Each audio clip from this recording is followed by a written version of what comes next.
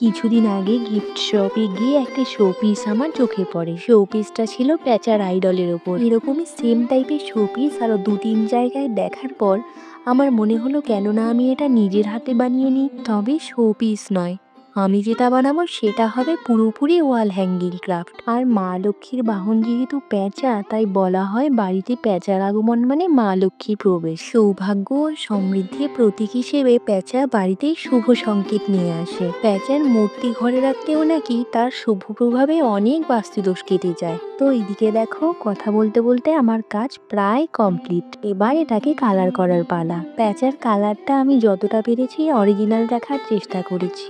আমার আজকের এই ওয়াল হ্যাঙ্গিং ক্রাফটটা তোমাদের কেমন লাগলো জানিও তো। যদি ভালো লাগে তাহলে ভিডিওটাতে একটা লাইক করে দিও, আর তার সাথে চ্যানেলটা সাবস্ক্রাইব করে দিও। আজ তাহলে এখানেই থাক, দেখা হবে অন্য কোনো দিন অন্য কোনো ভিডিওর সাথে।